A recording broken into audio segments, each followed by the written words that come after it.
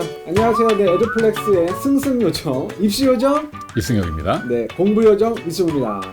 자, 저희가 사전에 부모님들께 질문을 좀 받아서 가장 많은 질문들 좀 해결을 하고 있습니다. 그래서 오늘 질문은요, 학생부 종합전형과 학생부 교과전형 준비는 구체적으로 어떻게 해야 되는지 설명 좀 해주세요 라는 겁니다. 네, 그래서 오늘 이 답변에 대해서는 우리 입시요정님께서 답변을 해주실 겁니다. 네, 어떻게 하면 되나요? 아, 이게 네. 굉장히 어려운 질문인데요. 어려운 질문이에요, 이거 네, 진짜. 그러니까 이게 왜 어려운 질문이냐면 네. 이 주제만 가지고 설명회를 해도 막 두세 시간씩 설명을 할 수 있잖아요. 그렇구나. 네, 그러니까 이제 네. 그게 좀 어려우니까. 근데 이제 이게 유튜브 감성에 맞게 짧게 네. 해야 되잖아요. 그렇죠. 핵심만 쇽쇽쇼. 네. 네. 그래서 일단 핵심만 한번 말씀을 드려보면, 일단 학생부 교과전형하고 학생부 종합전형의 이제 가장 큰 차이는 네. 둘 다 이제 내신이 가장 중요해요. 그렇죠. 공통점은 내신이 가장 중요하다는 맞습니다. 건데. 내신이 가장 중요합니다. 네.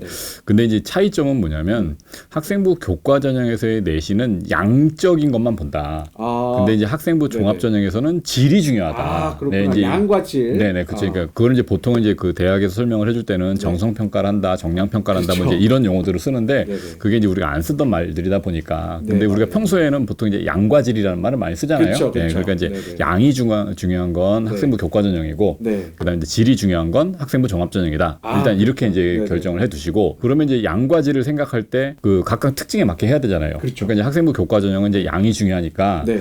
일단 교과전형에 어울리는 아이들은 뭐냐면 상위권 대학은 사실 교과전형 많이 안 뽑잖아요. 맞아요. 예, 네. 그러다 보니까 그 상위권 대학을 가고 싶지만 나는 학생부 종합전형하고는 나하고는 좀 스타일이 맞지 않다. 가령 나는 이렇게 활동 같은 거를 막 적극성 이런 거 좀 부족하고 네네네. 그냥 가만 앉아서 그냥 지필고사하고 그냥 수행평가 나오는 건 잘할 자신이 있지만 근데 남들 네네. 앞에 나서서 뭔가를 한다거나 내향형. 그쵸. MBTI로 예. 내향형 네, 아이들. 그러니까 그런 학생들이 어쩔 수 없이 이제 학생부 이 교과를 해야 되는 경우들 있잖아요. 네네네. 그런 경우라면 그러니까 내 학생부의 교과 이수 상황을 남에게 보여줄 필요가 없이 평균 등급만 갖고 이제 나오는 거니까 그렇다면 이제 양의 치중에서 아무래도 좀 등급 따기 쉬운 과목들 네네. 예, 그러니까 일단 등급 따기 쉬운 과목들 네네. 또 과목 자체가 좀 쉬운 과목들 네네. 수강자 수가 좀 많아서 많은 거. 한 등 한 등에 의해서 막 그 이게 희비가 갈리는 이런 게 좀 그 덜한 네, 덜한. 그게 좀 덜한 과목으로 네네. 선택을 해서 교과 상황을 좋게 이제 이수를 하는데 네네. 단지 이제 학생부 교과 전형이라고 해서 내신만 잘 따면 되는 게 아니라 네. 보통 이제 학생부 교과 전형일 때도 기본적인 이제 수학 능력이 어느 정도 되느냐 그쵸, 최저학력 그쵸 기준. 최저학력 기준을 두니까 최저학력 기준하고 그 수능의 이제 일부 영역하고 네. 그다음에 이제 그 교과 내신 준비 이제 이쪽으로 네. 좀 포커스를 맞추시면 되고 네네. 그 이제 학생부 이제 종합 전형은 그 아무래도 좀 그 이 활동이 좀 중요하다고 하니까 그쵸. 근데 사실 이제 내신이 더 중요한 거고 그러니까 일단은 교과 역량이 중요하고 그다음 네. 두 번째가 이제 그 교과 활동이 이제 중요한 거예요. 네네. 그러니까 이제 공부하고 관계없는 활동보다는 본인의 지식을 이렇게 누적하고 확장하고 심화해 가는 이런 과정들 네. 그런 과정들에 본인의 활동들이 적당히 개입을 해서 네. 좋은 스토리를 만들어낼 수 있는 학생들이라면 그런 경우는 이제 학생부 종합전형으로도 좋죠. 네네네. 그리고 또 어쩔 수 없이 종합전형을 해야 되는 학생들 같은 경우는 어떤 경우냐면 네. 그 잘하는 과목하고 못하는 과목이 네. 좀 이렇게 그 차이가 클 때, 차이가 클 때. 네, 차이가 큰데 이제 이런 학생이 좀 더 좋아지려면 네. 뭐냐면 내가 잘하는 과목이 내가 가고 싶어하는 학과하고 네. 좀 이렇게 연관성이 좀 높은 네네. 그러니까 이런 경우라면 이제 학생부 종합전형이 되게 잘 어울리죠. 그러니까 가령 이제 노골적으로 말하면 이과인데 공대 가고 싶은데 수학과학은 되게 잘하는데 나머지를 좀 못한다. 너무 예. 못해. 그래서 평균을 내보면 별론데 내가 수학과학은 또 그래도 좀 네네. 한다. 괜찮아요. 그러니까 다른 걸 가려주면 내가 굉장히 잘한다. 네네. 그러니까 이런 학생들이 학생부 종합전형으로 성공하는 케이스들이 많고요. 근데 이제 그에 비해서 반대의 경우잖아요. 반대의 경우. 내가 이제 그 이과하고 공대 가고 싶어 하는데 네네. 그 취업이 잘 된다고 그래서 이과를 왔는데 수학과가 너무 어렵다. 다른 건좀 괜찮은데 그쵸. 수학과학이 잘 못해. 국어하고 영어하고 오히려 사회를 막 더 잘한다. 이런 경우에는 종합전형이 돼서 그 입학사정관들이 서류를 보면 오히려 전공적 합도가 떨어진다고 그렇죠. 판단이 될 매력적이지가 거예요. 않죠. 네, 이제 그런 경우 학생이라면 그냥 교과전형 준비를 하는 게 맞고 네네. 아까 말씀드린 것처럼 좀 그 내가 진학하고자 하는 학과랑 좀 네네. 관계가 없더라도 내신 따기 쉬운 과목 위주로 하는 거고 네네. 그다음에 종합전형 같은 경우에는 내신이 설령 이제 등급으로 나오더라도 네. 등급이 좀 안 좋은 등급이 나오더라도 그 과목을 일단은 내가 한번 도전해서 해봤다. 네네. 그러니까 이런 스토리를 실을 수 있는 게 이제 학생부 종합전형이라고 보시면 되고. 그쵸, 그쵸. 예. 그러니까 이제 종합전형하고 교과전형이 차이가 좀 있다. 네네. 그다음에 이제 교과전형은 기본적으로 교과 내신만 준비하면 되는데 이제 이것도 네. 이제 그 학생들이 좀 잘못 생각하거나 부모님들 영향을 받은 경우에는 뭐가 있죠? 요새 이제 교과 내신이 지필고사만 갖고 결정되는 게 아니잖아요. 맞습니다. 그렇죠. 예. 어느 정도 수행도 네, 그러니까 수행평가. 그렇죠. 수행도 그렇고 수업 활동도 좀 좋은 평가를 받아야 되니까. 맞아요. 예. 네네. 그러니까 교과도 것도 결국 이제 내신을 관리하는 측면인데 네네. 거기에 그러니까 점수만 잘 관리할 수 있으면 수행평가 점수도 잘 관리할 수 있고 지필도 잘 관리할 수 있다. 한 이 정도만 할 수 있으면 교과 준비에는 뭐 그냥 무리가 없는 것 같고 네. 그다음에 이제 종합은 네. 그거 이외에 수업 시간에 배웠던 어떤 개념들을 동아리 활동이나 자율 활동이나 진로 활동에 확장을 시켜서 확장해서. 본인이 뭔가를 더 해볼 수 있는 근데 여기서 중요한 건 뭐냐면 그렇게 네. 본인이 뭔가를 더 해보더라도 네. 지나치게 활동 시간을 많이 할애해서 무슨 말씀드린지 아시겠죠? 네네네. 예. 이 주객이 전도돼서 네네. 활동을 많이 해서 그쵸. 예. 교과를 관리 내신은 막, 못해. 막 떨어지고 그러면 오히려 더 안 좋으니까. 그쵸. 그쵸. 예. 그래서 어느 정도 활동성이 좀 있고 활동의 적극성도 좀 있는 학생들, 네네. 이제 그런 학생들이 종합 전형에 잘 맞는 것 같고. 그러니까 그런 아이들이 네. 꼭 그런 얘기 저 교과로는 마냥 못하니까 활동이라도 열심히 할래요 네, 이렇게 네, 하는 네. 애들이 있거든요. 네네네. 네네. 그래서 제가 학생들한테도 또 이제 학부모님들한테도 늘 드리는 말씀이 네. 대학이 뭐를 얼마나 좋아하느냐 가지고 뽑진 않는다는 거예요. 예, 그렇죠. 근데 막상 가보면 우리 학과를 좋아하나를 가지고 뽑을 수 있는데 네. 근데 그 전제 조건은 뭐냐면 얘가 우리 학과하고 관련돼 있는 분야를 정말 좋아하는구나. 우리 학과에 들어와서 공부했으면 좋겠다. 네네. 근데 이때 전제는 뭐냐면 들어와서 공부는 할 수 있냐. 그러니까 그게 가장 중요한 거죠. 네네네. 그러니까 수학 능력이 있냐? 그렇죠. 예. 그러니까 아이들이 어느 분야를 네. 막 좋아한다고 그래서 대학이 좋아지거나 대학이 좀 요새 이런 말 좀 위험한데 대학이 높아지거나 하진 않는다는 거예요. 예. 네네네네. 야, 그래 너 우리 학과에 맞는 애 맞아. 근데 우리 학교하고는 안 맞아. 이런. 그렇죠. 우리 학교에서 들어와서 공부할 수준은 안 돼. 막 이런 식으로 평가받는 경우들이 많으니까. 네네. 그래서 이게 2015학년도에 학생부 종합전형 처음 도입했을 때만 해도 네. 아이들이 많이 그랬잖아요. 그러니까 네. 비교과 만능론 막 그때. 네. 그래서 막 어느 분야에 대해서 막 굉장히 몰입해서 열심히 네. 활동을 하면 대학이 높아질 줄 알았는데 대학은 안 높아지고 결국엔 그 과를 갈 수는 있어요. 그쵸. 그 과를 갈 수는 있었는데 네네. 사실은 그 노력을 좀만 덜어서 교과 쪽에다가 좀 더 그 성적 관리에다 좀 신경을 네. 써서 그걸 했더라면 대학도 좀 덩달아 높아질 수 있지 않았을까. 그 이게 예전에 그런 신화 같은 게 있었잖아요. 어떤 네. 뭐 곤충을 좋아하는 학생이 네네네. 막 성적 뭐 5, 6등급인데 네네네. 곤충을 파고 들어갖고 네. 좋은 대학에 뭐 네네. 어디 들어갔다 이런 네. 그런 신화가 있으니까 애들이 네. 그 신화를 다 쫓더라고요. 그 연세대학교입니다. 네. 근데 이제 그게 뭐냐면 아무도 안 가본 길을 그 학생이 간 거고, 그다음에 이제 그 학생은 학생부 종합전형 세대가 아니라 입학사정관 세대예요. 좀 다르군요. 입학사정관 세대 이제 초창기였기 때문에, 그러니까 교내 활동 이외에 교외 활동도 학생부에 많이 실어주던 시절. 교과 내신이 좀 부족하더라도 그 외부에서 우수성을 입증받을 수 있는 그런 것도 중요하고, 그다음에 이제 무엇보다도 이제 가려진 게 뭐냐면 내신이 그 학생이 나쁘다 했는데 네네. 사실 그 학생이 다닌 학교는 비평준화의 1등 학교였어요. 그랬군요. 네, 그게 숨겨져 있었는데 네네, 그걸 몰랐네요. 네. 그러니까 이 학생이 비평준화 지역에서 그 학교를 진학을 했다는 얘기는 중학교 때까지는 공부를 굉장히 잘했다는 거고, 그쵸. 그렇다는 얘기는 누가 보더라도 이제 잠재력 있잖아요. 그쵸. 그죠, 잠재력 있는 아이죠. 네네. 근데 이제 이 잠재력을 이 사정관들이 판단한 잠재력하고 그다음에 이제 학부모하고 수험생들이 보는 그 잠재력이 달랐던 거죠. 그래서 이제 웃을 수밖에 없었던 이야기가 그 학생이 들어가고 그 학생에 관한 케이스가 막 알려지면서 그쵸. 그때 당시에 뭐 그랬었죠. 그 다음에도 아이들이 그 계속해서 이제 곤충 잡아가고 그러다 보니까 나중에 급기야는 이제 연세대학교 측에서 그 입시 설명회에서 우리는 더 이상 곤충을 잡아오는 학생을 선발하지 않습니다. 뭐 그렇게 웃긴 이야기도 있었잖아요. 네, 한동안 그 시대에 네네. 곤충이 좀 개체수가 좀 줄었다 이런. 네네네.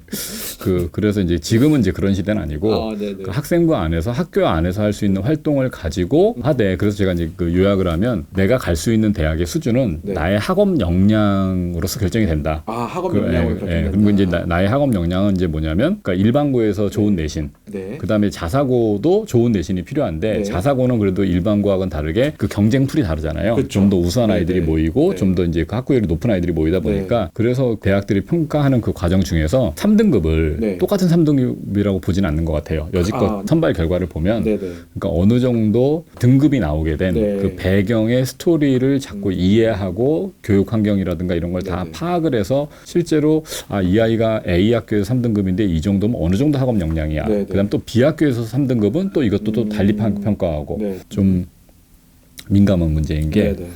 그럼 학교마다 달라지면 고교 등급제 하는 거 그렇죠. 아닌가요? 이제 자꾸 이제 이런 지적들이 나오니까 대학들이 이제 그동안 이거를 자꾸 이제 부인하기 위해서 다른 핑계를 갖다 붙인 거잖아요. 다른 핑계를 갖다 붙였지만 사실은 결국엔 보면 거의 학업 역량 순서대로 아이들이 들어간 것 같다. 그러면 궁금한 게 정확하게 딱 자를 수는 없겠지만 인서울을 꿈꾸는 애들이 많다 보니까 좀 일반고에서 인서울을 가려면 뭐 예를 들어 교과로 가려면 어느 성적대까지 를 내신이 몇 등급 정도 나오면 가능성이 있다. 그다음에 특목자사고, 전국 네. 특목자사고는 네네. 어느 정도 된다. 뭐 네. 이런 약간 좀 가이드를 좀 알려줄 수 있을까요? 대략적으로. 되게 위험한 이야기인데 그냥 해도 되나요? 대부분 대학은 이렇게 평균 등급만 발표를 해주고 그냥 끝이잖아요. 그렇죠. 근데 시립대학교는 굉장히 고마웠던 게 뭐냐면 3.6등급을 만든 아이들이 총 합격자가 21명이었거든요. 네네. 그 21명을 출신 학교별로 그러니까 일반고 출신자의 평균 등급, 자사고의 평균 등급, 네네. 특목고의 평균 등급 이렇게 네네. 통계를 그렇게 너무 친절해 주- 네네네 굉장히 친절하게 해줬죠. 보통 학교들은 그냥 평균하니까 네, 섞어놓으니까 근데 네네. 애들이 약간 네. 희망을 갖더라고요. 일반고 네, 애들. 그쵸, 그래서 예. 항상 얘기해줘. 야 네네. 이거 특목고 애들도 포함되어 있는 거라. 그래서 통계를 나눠봤더니 3.59 등급이었는데 정확하게는 네네. 3.59 등급이 일반고 아이들의 평균은 2.28 등급. 그 다음에 자사고와 특목고 아이들은 거의 5등급, 5등급. 그러니까 그 표를 보면 이제 뭐가 이해가 되는 거냐면 시립대학교는 일반고에 한 2.3등급 정도 되는 아이와 자사고와 특목고에 한 5등급 정도 되는 아이가 거의 동급이라고 보는구나. 거의 2배네요. 등급을 그렇게 2배로 하니까 무서워요. 그거 무섭고 네네. 그래도 한 2등급 정도는 2등급 낮아지는 게 정도. 아닌가. 그러니까 그 제가 이제 하필이면 이게 딱 시립대였던 게 좋은 게 뭐냐면 사실 자사고하고 특목고를 간 학생들이 수시 원서에 시립대 밑에를 잘 안 쓰려고 해요. 그렇죠. 맞아요. 그쵸, 예. 거기까지 갔는데, 네네네. 거기까지 갔는데 네. 중경외시 밑으로는 안 가려고 하죠. 네네. 그래서 그게 이제 제가 예전에 만나 뵀던 어떤 어머니께서 해주신 말씀인데, 그래도 시립대 이상은 가야 본전치기 하는 거 아닌가요? 이런 말씀하시는 거예요. 예. 그쵸, 본전 생각나죠. 네네네. 네. 그러다 보니까 이제 뭐냐면 주로 이제 그 시립대하고 그하고 이제 비슷한 그 약간 아래 그룹들, 네네. 예, 그 정도까지는 자사고 특목고생이 좀 섞여서 들어오는데, 그다음에 이제 그 밑으로 내려오면 자사고 특목고생이 수시에 지원을 거의 안 하게 되죠. 그렇겠네요. 예, 그렇겠네요. 수시에는 논술로 상위권 대학을 지원을 하고 그다음에 일단 정시까지 해보고 안 되면 재수도 해볼 수 있는 그런 네, 성향을 가진 네. 아이들이 자사고 특목고를 많이 가니까 네네네. 그래서 아래쪽 학교들은 오히려 일반고끼리의 학생부 종합전형 경쟁이고 일반고끼리 학생부 교과 경쟁이거든요. 네네.